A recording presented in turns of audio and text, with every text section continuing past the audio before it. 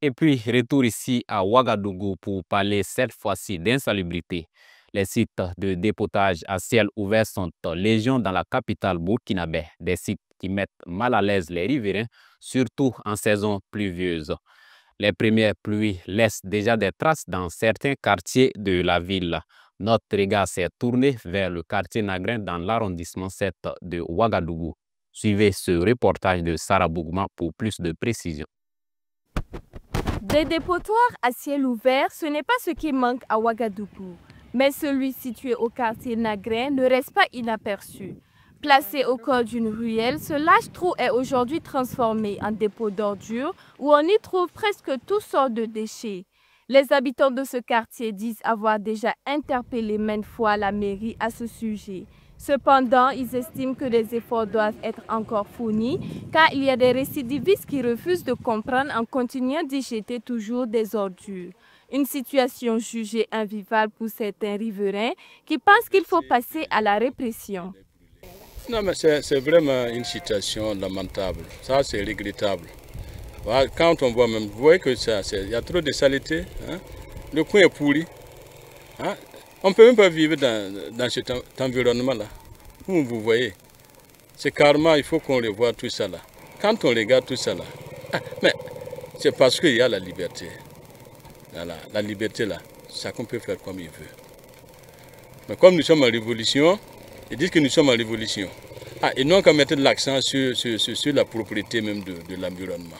En plus d'être exposés à des risques sanitaires graves, notamment des maladies liées au manque d'hygiène et d'assainissement comme le paludisme, la dengue, le choléra entre autres, ces dépotoirs constituent également un véritable danger pour les enfants qui peuvent tomber à l'intérieur à tout moment. Vraiment, ce trou nous fatigue. L'odeur est juste insupportable. En ce qui concerne les enfants, c'est de faire attention seulement et bien les surveiller. Ça, c'est plus dangereux qu'avec les enfants. Vous le voyez, c'est carrément dangereux. Ils n'arrivent même pas à remplir ça de terre. Et en même temps, ils viennent verser de la saleté. Donc, on ne peut rien dire. Il faut que la mairie revoie leur cas. Sinon, on ne peut pas vivre dans ces genres de trucs-là. Outre ce fléau, on peut faire le constat que certaines ruelles du quartier Nagrin sont impraticables. C'est le cas par exemple de cette voie qui est méconnaissable après l'arrivée des premières pluies. Une situation qui inquiète déjà les riverains qui lancent un cri de cœur. Nous souffrons vraiment avec cette route. C'est difficile d'y passer, surtout en saison de pluie.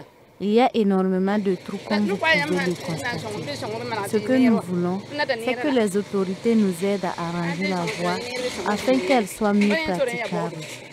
Le quartier Nagrin n'est pas le seul à souffrir de ces phénomènes que sont la mauvaise gestion des déchets et les routes impraticables. À qui donc la responsabilité? Bien vrai que les responsabilités des riverains sont engagées, mais les municipalités devraient jouer leur partition afin de remédier à ces problèmes et d'alléger la souffrance des riverains. Voilà, c'est ce qui met fin à cette édition. Merci à vous, chers abonnés, de l'avoir suivi. Je vous donne rendez-vous demain, Dieu voulant, pour de nouvelles actualités. Au revoir.